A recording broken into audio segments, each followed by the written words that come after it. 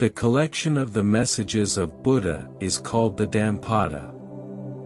Whoever understands and follows these verses will achieve freedom from suffering and true happiness. The second chapter is on diligence, Appamadavagga. This chapter includes the danger of negligence and the benefit of diligence through 12 beautiful verses. Mindfulness is the way to the deathless, Nibbana. Unmindfulness is the way to death.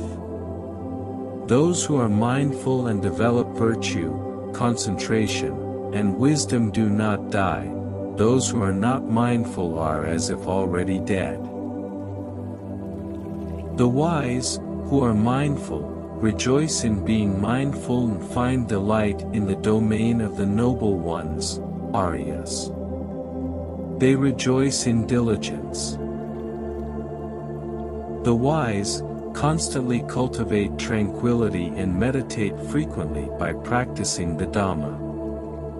They realize Nibbana, the incomparable, which is free from the bonds. The wise who is energetic, mindful, pure in his thought, word, and deed, considerate in action, self-restrained, righteous, and earns his living according to the law, Dhamma, the fame and fortune of that mindful person steadily increase.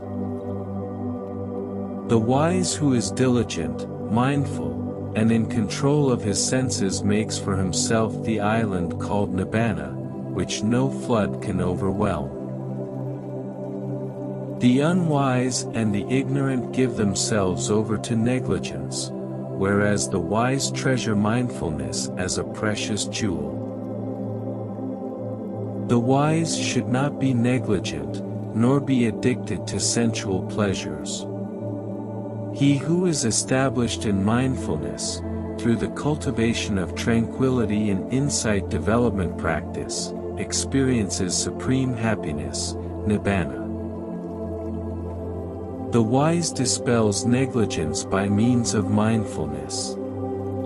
Ascending from the palace of wisdom, freed from sorrow, looks at the sorrowing beings. Just as one on the mountaintop looks at those on the plain below, the wise one looks at the foolish and the ignorant, worldlings. The mindful amongst the negligent, highly vigilant amongst the drowsy. The man of wisdom advances like a racehorse leaving the weak one behind. Through mindfulness, Magga became the king of the gods. Meritorious deeds help him to become the greatest of the gods. Mindfulness is always praised, but negligence is always despised. The monk who takes delight in mindfulness and sees danger in negligence, advances like fire, destroying all bonds, large and small, burning up all fetters, great and small in its path.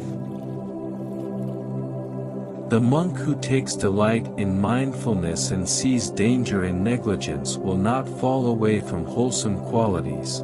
He is, indeed, very close to Nibbana.